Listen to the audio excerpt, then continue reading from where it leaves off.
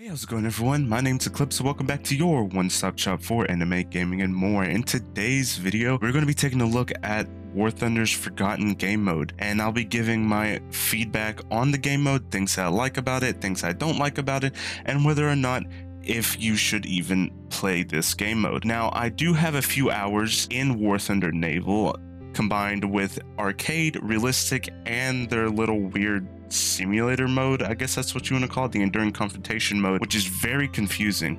But overall, I do have a few hours, and I'm also pretty far up in the Japanese tech tree, so I'm going to be doing my best to give honest and complete feedback of the mode, again saying things I like about the mode and saying things I do not like about the mode. But before I actually do show off, and get on with this video, if you do me one quick favor, make sure to leave a like and subscribe, as it does help the channel tremendously. We are on our way to 900 subscribers. If we can reach that goal, that would mean so much to me. But with that being said, let's go ahead and roll today's video.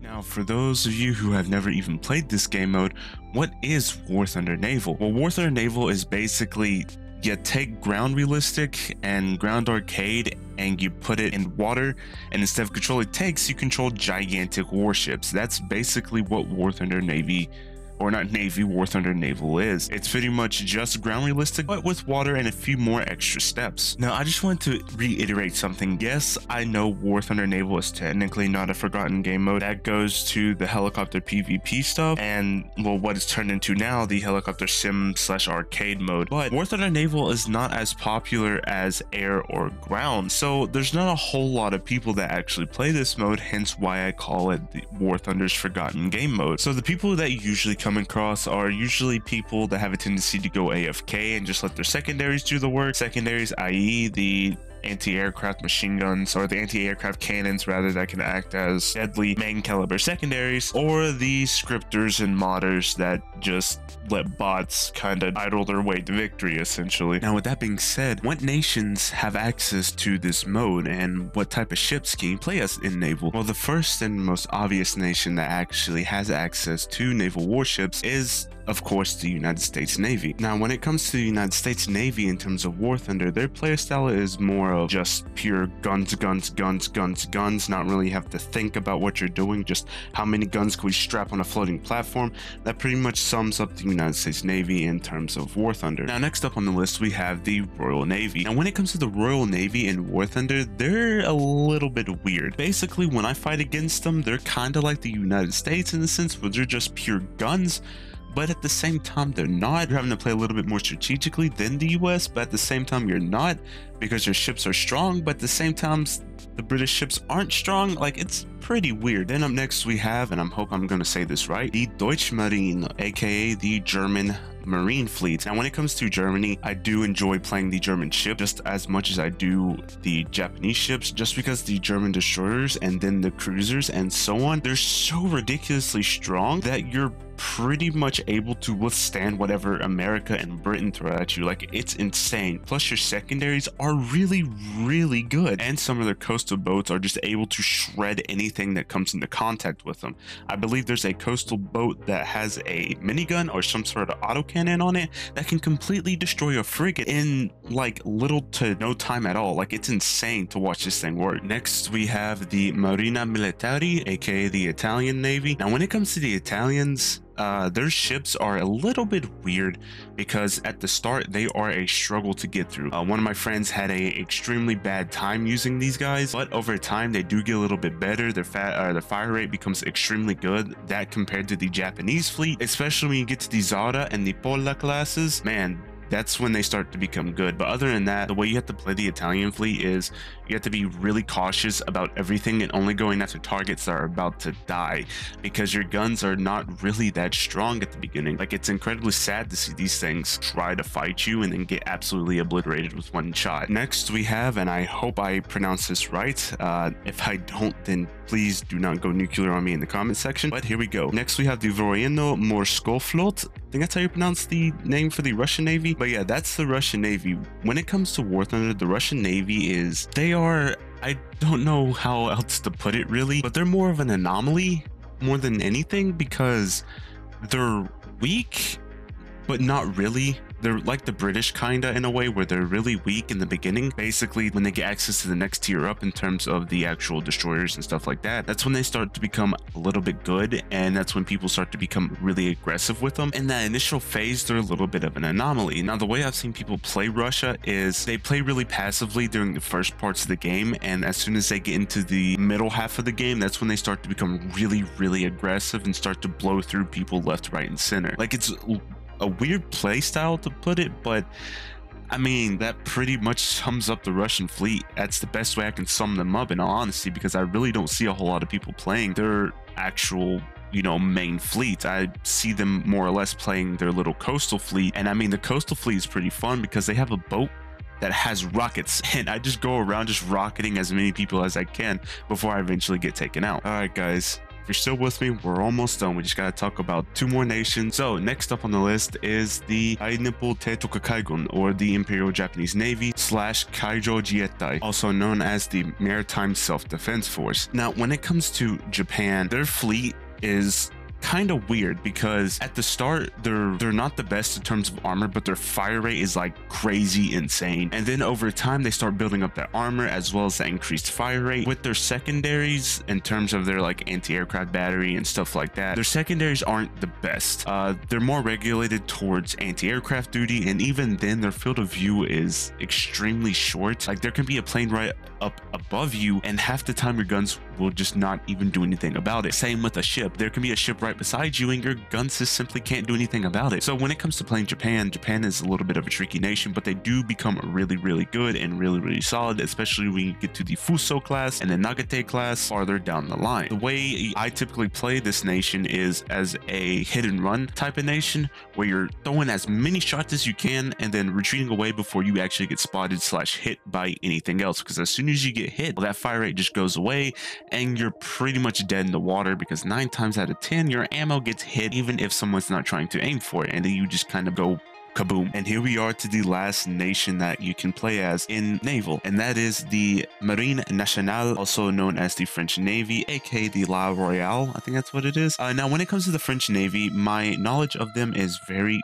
limited, because I hardly really see them in War Thunder Naval. But when I do, they kind of play like the Germans would, in a sense where their guns are pretty good. I mean, I've been shredded by them multiple times when I play something as Japan or Germany themselves. But other than that, there's not a whole lot to talk about them, other than, well, if you know how to play Germany, then you pretty much already know how to play France. Now, you probably heard me mention before things like Bluewater Fleet and Coastal Fleet, and well, that's because you can actually play as either the destroyers, cruisers, and battleships, or there's an actual subtext tree with its whole little tab known as the Coastal Fleet. Now, this is your patrol fleets, your sub chasers, your little PT boats and stuff along those lines. A lot of players do not actually play the Coastal Fleet because there's no point in doing so. Why would you play as a little tiny sub chaser or a tiny little PT boat when you can just get annihilated by bigger stuff like cruisers, battleships, and destroyers? So a whole lot of people don't actually play the Coastal Fleet, which is kind of sad. Doesn't make a whole lot of sense as to why Gaijin put the time and effort into putting them in a different tab when they can just combine them into one thing. It's just really confusing. The people that you actually do see play the Coastal Fleet are 9 times out of 10 newer people, or people that have already completed the Bluewater Fleet in their nation of choice. All right, now let's get into the things I like about the game mode and things that I don't like about the game mode, and ultimately give my final decision on whether or not you should play War Thunder Naval. So first things first, the couple things I actually do like about the game mode is it's virtually impossible for you to lose SL. I've been playing this game mode for, again, a long time in terms of hours, and I've not actually lost any SL. I've actually earned more SL than I've actually lost SL. There have been matches where I've made over like 200,000 SL just by simply getting hit by a bunch of things, capping a singular point, and then hitting a couple of other ships, which, I mean, that is a good thing. So if you are low on SL, just play this game mode and you'll walk away with a profit 99% of the time. The other things I do like is the way the ships look. Gaijin did an actually good job in representing each nation in terms of their ships and their designs and stuff like that, and even their sounds, which I really like as someone that does like naval ships in terms of the history behind them and so on and so on. The other thing I do like is that you can actually bring an aircraft into this mode.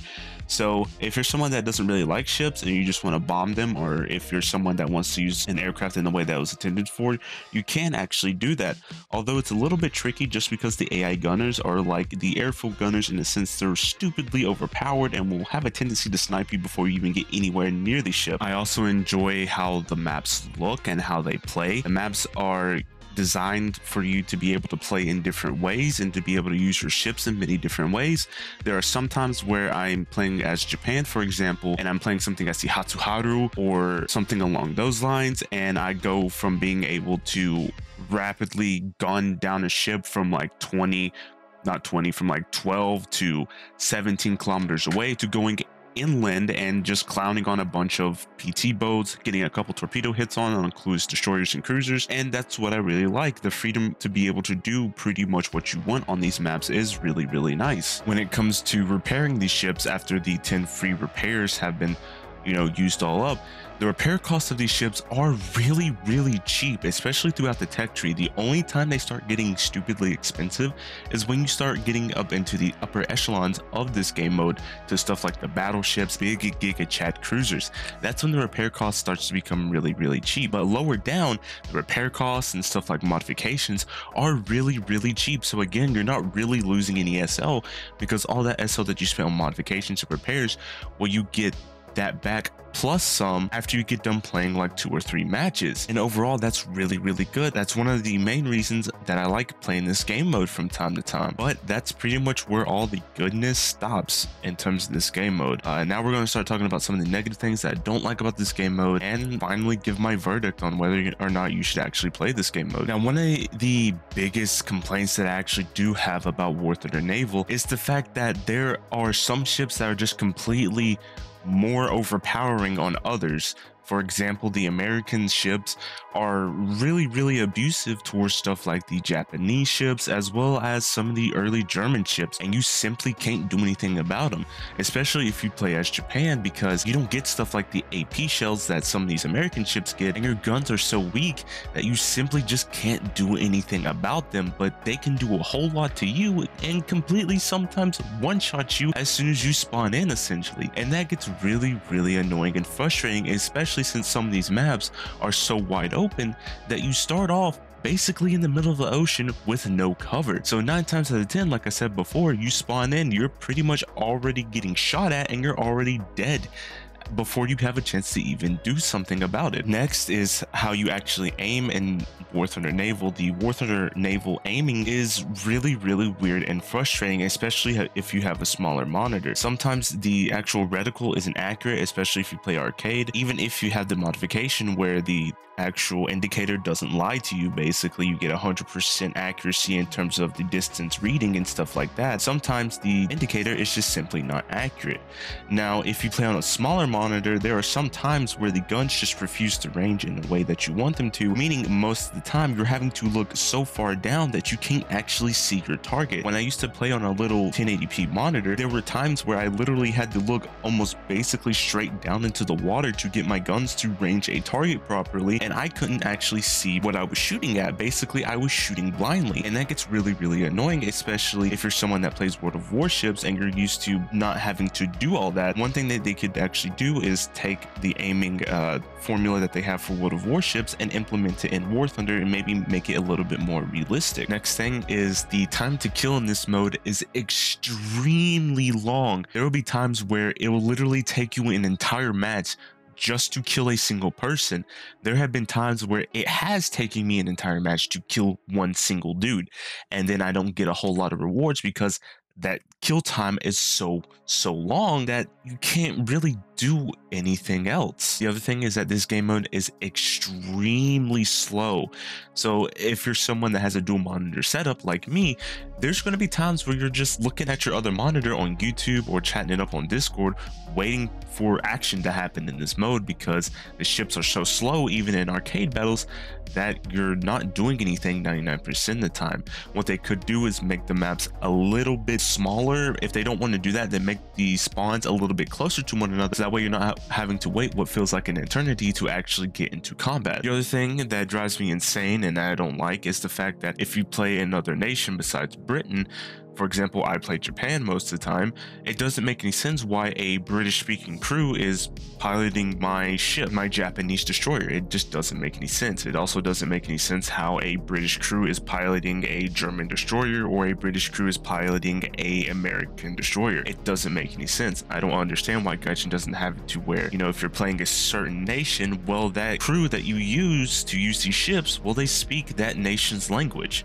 For example, if I play Japan, I expect my crew to speak Japanese when I'm playing Naval. What they could do is give us the options to go into the audio settings and change the crew language to the nation that we are playing, because again, it doesn't make any sense why a British crew is crewing a Japanese destroyer. I expect my Japanese destroyer to have the crew on board speak, well, Japanese. Lastly, when it comes to using aircraft in this game mode, it's kinda almost impossible to do so. There are moments where you do get extremely lucky and you're able to kill maybe 1 or 2 ships in 1 life, but 99% of the time it's extremely difficult to use aircraft in this game mode simply due to the fact that the AI gunners on ships are the equivalent of the gunners you find on main airfield bases, as in they will completely snipe you before you do anything about it, and you simply can't climb to 6,000 meters and just sit up there and not get shot at. You will get shot at even if it's a very cloudy sky and the crew can't see you. They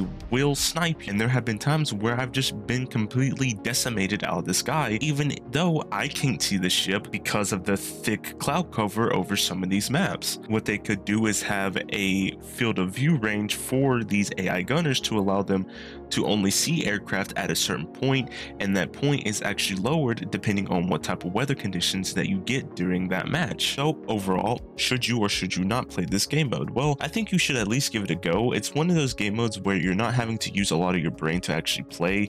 It's basically just holding W and just holding down the fire button until something dies or until you die. This game mode doesn't take a whole lot of brain power to play, and I mean, it's just one of those game modes that you can play when you don't feel like playing the other game modes or you're just extremely bored. But with that being said, thank you so much for stopping by. If you liked today's video, please make sure to leave a like and subscribe, as it does help a channel tremendously. We are on our way to 900 subscribers. If we can reach that goal, that means so much to me. But as always, it's been your host Eclipse, well, playing War Thunder Naval, and I'll see you on the next one. Sayonara.